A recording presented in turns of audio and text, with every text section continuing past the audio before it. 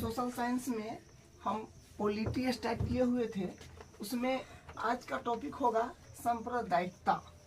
ठीक है, देखिए सांप्रदायिकता का मतलब होता है सरकार किसी एक ही पक्ष में काम करना, एक ही समुदाय के लोग को देखना, एक ही धर्म के राजनीतिक बना करके उसी को देखना, उसी को सबसे श्रेष्ठ मानना, उसी को सबसे अच्छा मान के उसी के तरफ क्या करना, राजनीति करना। ये जो है सांप्रदायिकता है, ये बहुत बड़ा नेगेटिव कॉन्सेप्ट है। तो देखिए पहला पॉइंट क्या है, समस्या तब शुरू होती है जब धर्म को राष्ट्र का आधार मान लिया जाता है। वही है कि धर्म को क्या करता है कि राष्ट्र को आधार मान लेता है कि हम ही सबसे श्रेष्ठ है, हम ही सबसे अच्छा है, वो बुरा है। ठीक है, तो ये अच्छी बात नहीं है। दूसरा पॉइंट है, समस्या तब और विराल हो जाती है जब राजनीति में धर्म की अभिव्यक्ति एक समुदाय की विशिष्टता के दावे और पक्ष पोषण का रूप ले लेता है। क्या है कि दावा करता है और उसी के पक्ष में वो सारा काम सौंप देता है, तो दूसरे समुदाय में क्या होता है, लड़ाई झगड़ा उत्पन्न हो जाता है तथा इसके अनुयायी दूसरे धर्मावलंबियों के खिलाफ मोर्चा खोलते हैं।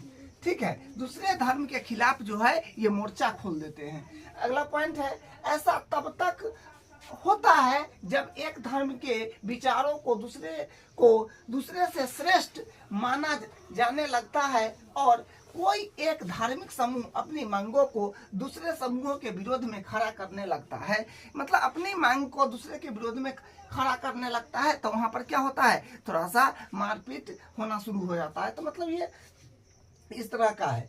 अब अगला पॉइंट है, इस प्रक्रिया में जब राज्य अपनी सत्ता का इस्तेमाल किसी एक धर्म के पक्ष में करने लगता है तो स्थिति और विकट हो जाती है। अगर एक पक्ष में करने लगता है तो क्या होता है, स्थिति और विकट हो जाती है। अगला पॉइंट है, राजनीति से धर्म को इस तरह जोड़ना ही सांप्रदायिकता है। हाँ, राजनीति को धर्म से इस प्रकार जोड़ना ही सांप्रदायिकता है।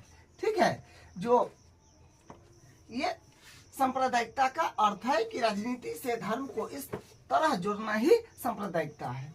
अगला पॉइंट है, सांप्रदायिकता राजनीति इस सोच पर आधारित होती है, धर्म ही सामाजिक समुदाय का निर्माण करता है। जो धर्म है वही सामाजिक समुदाय का निर्माण करता है। कि धर्म बहुत अच्छा चीज है। धर्म जो है एक दूसरे के साथ प्रेम का विचार दिलाने का काम करता है, लेकिन क्या है कि राजनीति में और समुदाय के लोग जो है थोड़ा उस तरह से करने लगता है।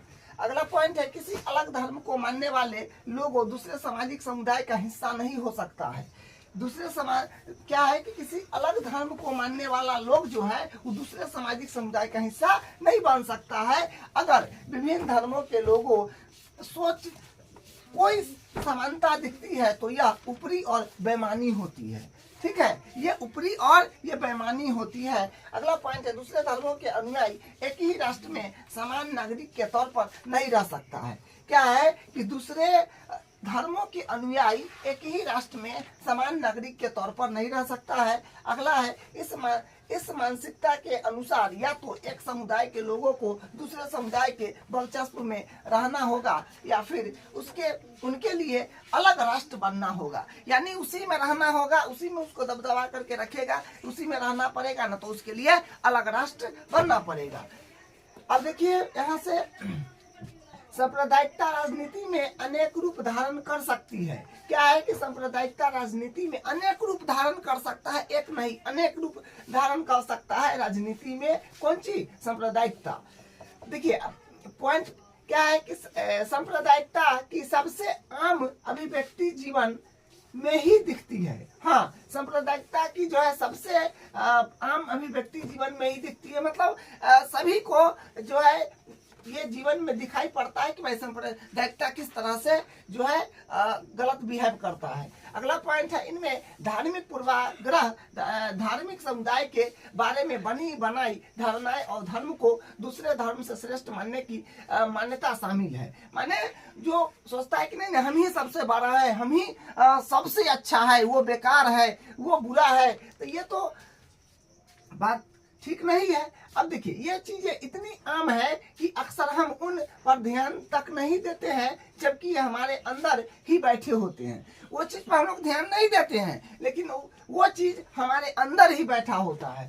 ठीक है, अगला पॉइंट, सांप्रदायिकता सोच अक्सर अपने धार्मिक समुदाय का राजनीति प्रभुत्व स्थापित करने के फिराक में रहती है। क्या है कि सांप्रदायिकता सोच अक्सर अपने धार्मिक समुदाय का राजनीतिक प्रभुत्व स्थापित करने के फिराक में रहता है। ठीक है, अगला पॉइंट है, जो लोग बहुसंख्यक समुदाय के होते हैं उनकी यह कोशिश बहुसंख्यक का रूप ले लेती है। हाँ, जो बहुसंख्यक समुदाय का लोग है उसका जो है वो अपना रूप जो है उसका बहुसंख्यक रूप ले लेता है। ठीक है, अगला पॉइंट, जो अल्पसंख्यक समुदाय के होते हैं उनमें यह विश्वास अलग राजनीति इकाई बनाने की इच्छा का रूप लेता है। उसको अलग राजनीति बनाने का इच्छा होता है, उसी का रूप वो लेना चाहता है। ठीक है, अगला पॉइंट, सांप्रदायिकता आधार पर राजनीति गोलाबंदी सांप्रदायिकता का दूसरा क्या है कि सांप्रदायिकता आधार पर राजनीतिक गोलाबंदी सांप्रदायिकता का दूसरा जो है ये रूप है। ठीक है, मतलब दूसरा रूप है कि अगर उस तरह से होता है तो वहाँ पर ज्यादा झगड़ा झुगड़ी गोली बंदूक चलने लगता है। तो ये है। अब अगला है, इनमें धर्म को पवित्र प्रतीकों, धर्म गुरुओं, भावनात्मक अपील और अपने ही लोगों के मन में डर बैठाने जैसे तरीकों का उपयोग बहुत आम है। क्या है कि इसमें धर्म के पवित्र प्रतीकों, धर्म गुरुओं, भावनात्मक अपील और अपने ही लोगों के मन में डर बैठाने जैसे तरीके का उपयोग बहुत आम है। ठीक है, ये आम है कि अपने ही मन में सबको डर बैठा होता है। अब देखिए, चुनावी राजनीति में एक धर्म के मतदाताओं की भावनाओं या हितों में बात उठाने की भावना या हितों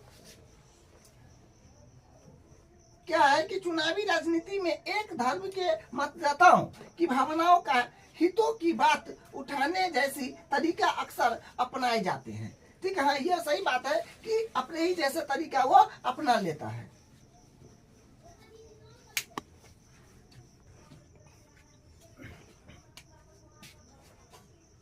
अगला पॉइंट है, कई बार सांप्रदायिकता सबसे गंदा रूप लेकर संप्रदाय के आधार पर हिंसा, दंगा और नरसंहार कराती है।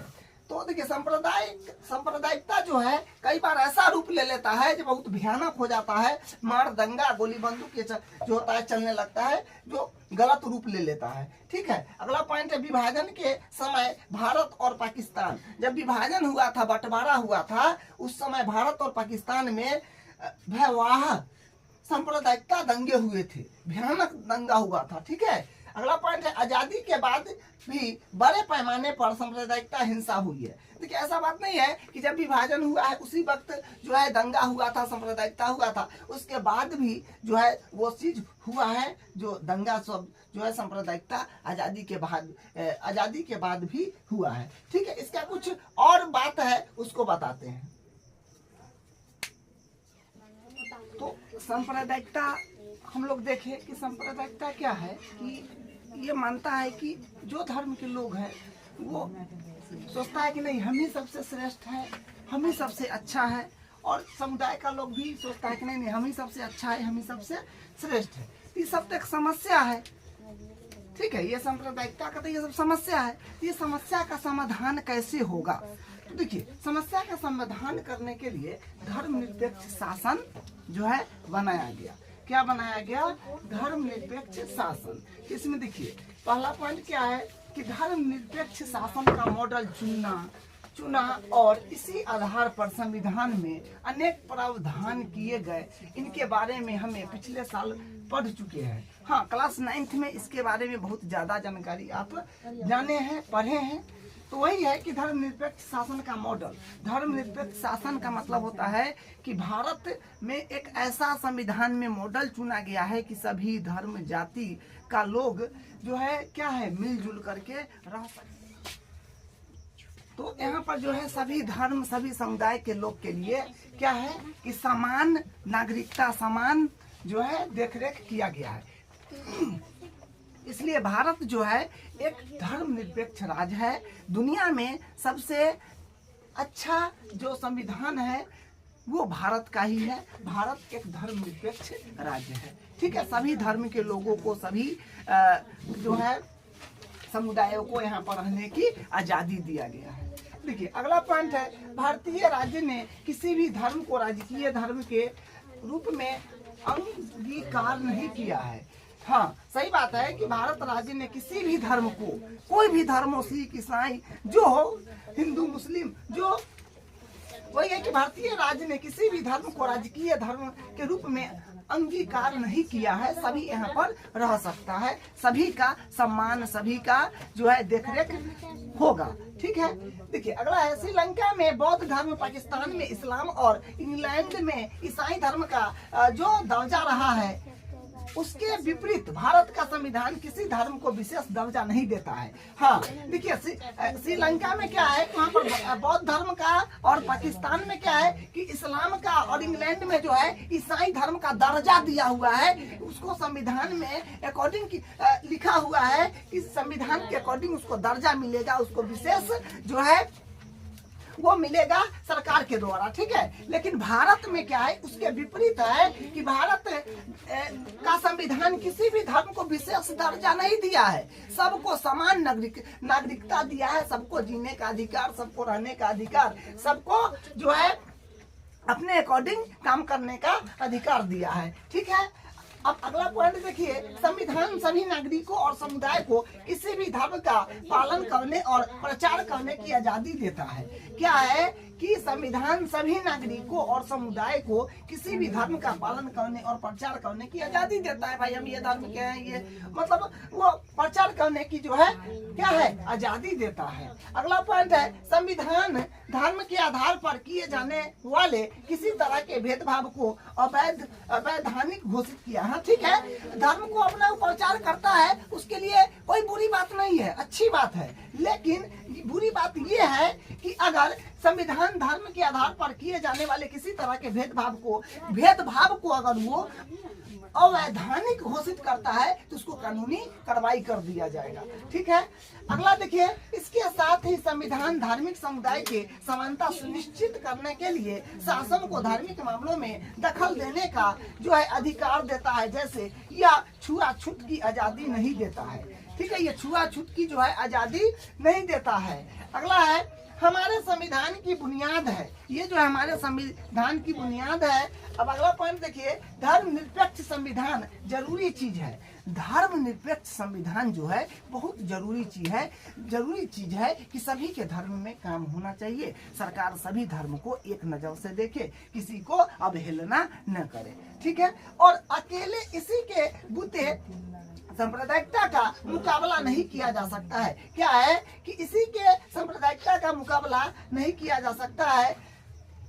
हमें अपने दैनिक जीवन में सांप्रदायिकता, पूर्वाग्रहों और दुष्प्रचारों का मुकाबला करना होगा तथा धर्म पर आधारित गोलाबंदी का मुकाबला राजनीति के दायरे में करने की जरूरत है, ठीक है। तो क्या है कि हमें अपने दैनिक जीवन में, हमारे जो दैनिक जीवन में सांप्रदायिकता, पूर्वाग्रहों और दुष्प्रचारों का मुकाबला करना होगा तथा धर्म पर आधारित गोलबंदी का मुकाबला राजनीति के दायरे में करने की जरूरत है, मतलब राजनीति के दायरे में होना चाहिए, ठीक है। तो ये आज का क्लास है। अब जो पॉइंट बचा हुआ है, जो टॉपिक, उसको हम नेक्स्ट क्लास में करेंगे।